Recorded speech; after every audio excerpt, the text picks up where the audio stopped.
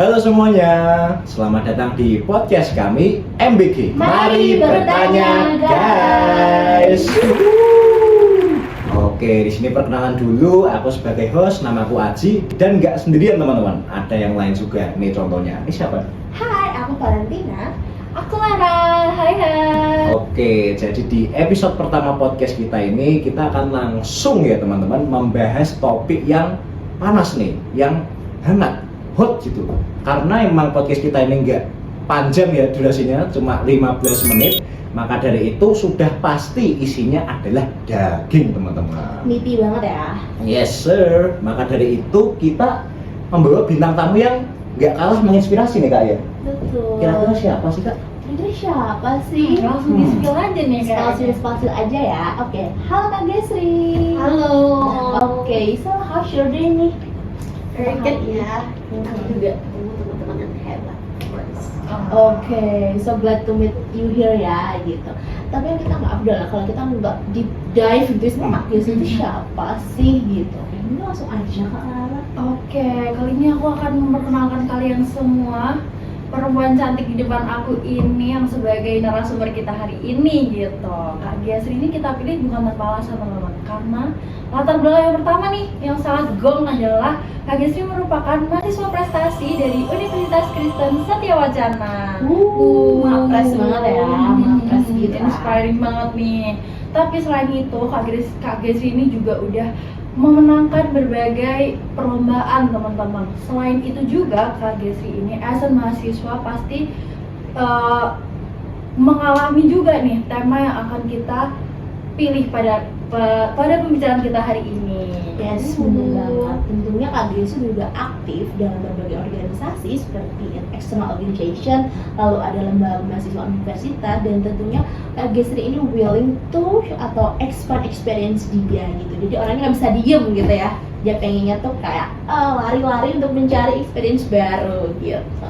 Oke, sesuai dengan tema kita hari ini, tentunya sebagai mahasiswa kita pengennya nggak dikekang ya teman-teman. Tentu. Nah, tema kita hari ini apa sih Kak Anji? Nah, tema kita di sini adalah pemotongan anggaran yang dilakukan oleh pemerintah terhadap sektor pendidikan. Maka dari itu, daripada kelamaan ya, langsung aja kita deep dive ke main topik. Oke, as we all know, Bapak Presiden kita, Pak Prabowo kan sangat terkenal nih sama programnya Makan Bergizi Gratis. Tapi realisasinya sendiri, pemerintah itu sampai melakukan pemotongan anggaran untuk beberapa sektor, terutama sektor pendidikan. Itu sampai 33 triliun dialokasikan ke program ini gitu. Nah, tapi ternyata begitu direalisasi, ternyata kan masih kurang efektif nih, masih menuai banyak sekali kritik oleh masyarakat. Seperti contohnya masih banyak nih daerah-daerah, terutama daerah 3T yang belum merasakan nih dampak dari program ini itu apa. Terus ada juga kualitas dari makanannya sendiri. Banyak kasus anak-anak tuh pada keracunan dan lain-lain gitu. Jadi kalau menurut Gesri sendiri nih, worth it apa sih sampai pemerintah harus mengalokasikan dana-dana ini ke program ini gitu? Silahkan. Oke, I think program makan siang atau makan bergizi gratis itu tuh baik untuk dilaksanakan, akan tetapi memang mungkin kesiapan dan realisasinya menurut aku sangat riskan dengan kita melihat banyak sekali aspek-aspek yang diikuti untuk dipotong seperti itu. Contohnya anggaran pendidikan itu tadi. Nah, sebelumnya untuk pendidikan itu sendiri kan semua masyarakat itu berhak untuk mendapatkan akses pendidikan based on Undang-Undang Dasar pasal 31 seperti itu. Akan tetapi menurut aku kalau kita berkaca dari fenomena yang real ini, untuk MBG itu sendiri dengan kualitas yang dipertanyakan, banyak sekali outputnya yang kurang baik dari anak-anak siswa yang keracunan, kemudian ternyata beberapa daerah tidak terkena MBG ini juga. Itu menjadi sebuah pertanyaan sih sebenarnya, apakah memang realisasi dari pemotongan anggaran pendidikan ini tuh sesuai saran-sarannya atau tidak gitu ya. Dan menurut aku sendiri ini tidak sesuai seperti itu. Sedangkan kita di sini banyak mengeluarkan resiko karena pada dasarnya untuk mencapai tujuan dari presiden dan wakil presiden kita, which is Pak Prabowo dan Gibran ini, untuk meningkatkan kualitas SDM itu bukan cuma dilihat dari aspek makanannya saja sih. Betul. Tapi dari pendidikan yang berikan juga kepada masyarakat, especially dari kualitas pendidikannya. Anggaran itu salah satu penyokong utamanya. Bagaimana kita mendapatkan fasilitas kalau tidak ada anggaran yang sesuai seperti itu. Jadi I think this is not an effective way sih. Mungkin bukan salah satu yang paling penting kalian, mungkin penting, cuman MBG ini bisa diallocate untuk hal lain juga gitu ya, anggarannya sendiri. Ini sih candidate sih untuk perspektif atau opini itu gitu. Oke, mungkin langsung aja for the next question gitu, karena tadi ini bakalan align atau bakal nyambung gitu. As a student atau mahasiswa aktif gitu ya, menjadi aktif mungkin dalam riset, dalam menulis, mungkin sebagai mahasiswa, POV mahasiswa nih, apakah pemotongan anggaran ini itu menjadi hal yang harus diselesaikan, hal yang harus di-solve, dan terutama tadi kan Kak Gesi berasal dari Kalimantan, tentunya yang banyak banget dialokasikan kan ke Jawa aja nih untuk pendidikan. How do you think about that juga gitu? Dan terus bagaimana sih as a mahasiswa itu kakak melihat gitu dari banyak banget berita atau fakta yang ada? Menurut aku sebagai mahasiswa kita udah nggak buta lagi dong dengan birokrasi pemerintah yang banyak mencurangnya gitu ya. Dan I think this is rahasia umum sih untuk semua orang, bahwasannya berkaca dari let's say our menteri aja ingin merealisasikan program waktu itu, tapi dia juga ibaratnya ya bermain curang gitu untuk mengambil anggaran tersebut. Dan menurutku terkait dengan pemotongan anggaran ini menyedihkan sih kalau misalkan memang alokasinya untuk hal-hal lainnya seperti MBG itu kurang efektif, apalagi untuk daerah-daerah yang memang belum sama sekali kena touchdown-nya dari program itu sendiri gitu, bakal nggak dapat sama sekali. Dan juga untuk pemotongan anggaran pendidikan ini menurut aku impactful banget ya, bukan cuma untuk daerah-daerah yang ibaratnya terpinggirkan gitu ya, tapi untuk kita juga yang di Jawa sih, especially about beasiswa itu sendiri gitu. Dan program-program pemerintah yang menurut aku salah satunya itu menjadi pendukung untuk meningkatkan SDM dari mahasiswa dan juga orang-orang yang produktif nantinya gitu loh, untuk menjadi ya tujuan mereka juga Indonesia emas gitu. Dan sayang sekali ya, banyak sekali hal yang mungkin kotor di dalam birokrasi pemerintahan yang menurut aku tuh kurang gitu loh untuk dilihat sebagai mahasiswa gitu. Dan kita bisa lihat ya dari kasus-kasus korupsi dan segala macamnya gitu. Banyak hal yang dilakukan pemerintah yang iming-imingnya adalah untuk masyarakat sendiri, akan tetapi back again yang kena imbasnya adalah masyarakat itu sendiri juga gitu.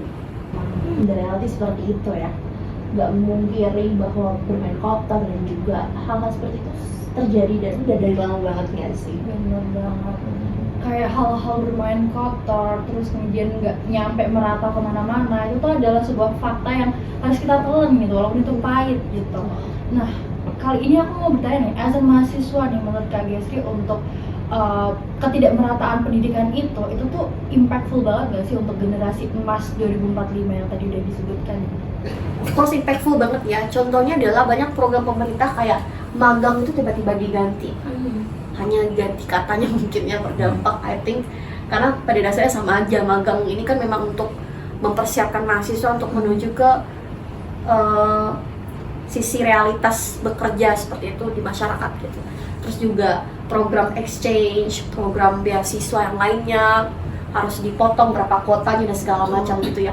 Sedangkan dari semua aspek-aspek yang ikut kena imbasnya ini adalah salah satu support yang utama gimana caranya pemerintah itu tuh mempersiapkan gitu loh orang-orang yang akan menjadi emas-emasnya Indonesia itu nanti gitu di tahun 2045 itu gitu. Dan untuk I think hal yang kita bahas terus-menerus itu nggak makan siang itu ya. Salah satu hal yang menurut aku bisa dilakukan pemerintah adalah saya coba bekerja sama sih dengan mahasiswa-mahasiswa yang of course hebat gitu loh. Gimana caranya mereka bisa melihat dari sampel aja, kalau misalkan memang MBG ini efektif, ya coba lakukan eksperimen gitu ke daerah-daerah tertentu, lihat dalam jangkauan waktunya, kalau misalkan efektif baru bisa digeneralisasi menurutku. Dengan program-program seperti ini yang kita tidak tahu kapan efektifnya karena waktunya juga panjang, menjadi tanda tanya besar sih, apakah pemerintah kita memang peduli dengan kita atau mereka cuma peduli dengan kebutuhan mereka sendiri gitu. mungkin dengan MBG itu akan efektif tapi butuh waktu yang sangat-sangat lama ya. Iya benar banget. Karena pastinya aspek untuk mendukung pendidikan itu nggak cuma satu dengan makan aja, tapi beasiswa yang dipotong, anggaran pendidikan yang banyak dipangkas itu juga salah satu hal yang sangat disayangkan ya. Jujur banget gitu, pengen ikut exchange jadi nggak jadi gitu ya. Gimana Kak Gesri, how about this condition gitu? Sedih juga ya, karena yang paling utama untuk memfasilitasi kita adalah pemerintah. Karena I think angka kemiskinan juga di Indonesia banyak, tapi kalau misalnya pemerintah melihat, oh banyak sekali mahasiswa, siswa-siswa yang punya ability gitu ya untuk menjadi orang-orang yang ibaratnya membanggakan gitu. Kalau cuma dengan melihat aspek dari thresholdnya, dari dasarnya, kita nggak melihat root cause-nya itu apa, aku rasa pemerintah nggak bakal solve the problems in this country sih. Jadi tetap sama, dan menurutku visi misi itu nggak bakal terrealisasi. Maybe we ask us to the mahasiswa yang jadi hal yang harus berani ya, brief lagi gitu to government. Oke, mungkin selain itu juga, mungkin dari Kak Lara sendiri nih, how about a gold question sih, katanya tadi bisik-bisik sama aku di stage itu. Ini kayaknya save the best for the last. Yes. Gitu ya. Oke. Our last question buat Kak Gesri nih, as a mahasiswa berprestasi nih Kak, Kakak ada nggak sih harapan atau saran nih untuk pemerintah? Hai dengerin kita dong gitu. Hai. Ada banget loh. Sebenarnya I think pemerintah tuh bisa melihat dari community dan organisasi yang kecil-kecil deh, kayak gimana caranya ngelakuin audit yang transparan.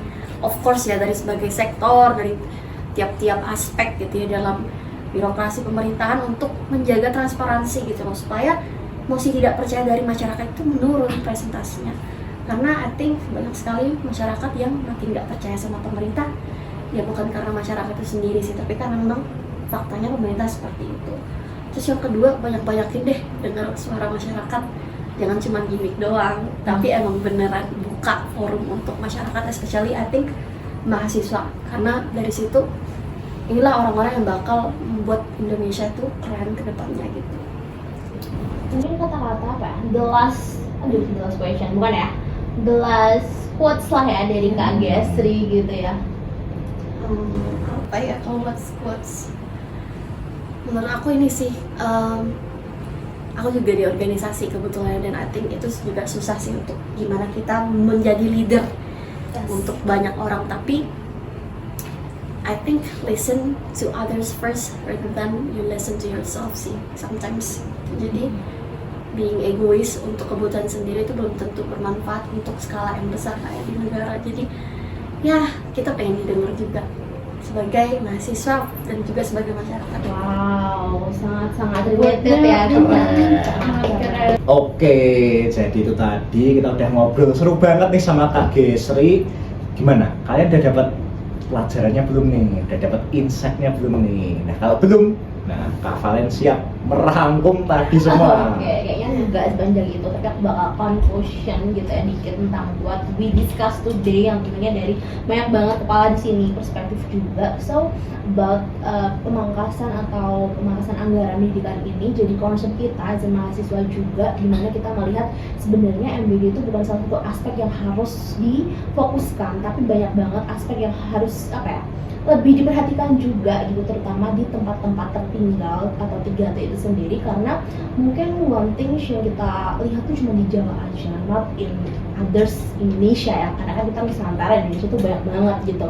Dan tentunya yang kita live listen kita ya dari Kak Gesri juga, how we can think as a mahasiswa itu bisa lebih banyak untuk speak up ke government atau ke pemerintah yang tentunya kita juga pengen didengar. Dan yang paling aku berkesan gitu ya dari kita ngobrol adalah as a leader we should understand about the member, about the society-nya dulu, baru kita understand atau mendengar diri kita sendiri gitu. Oke, thank you Kak Valen. So that's it for this video guys. See you in the next one. See you.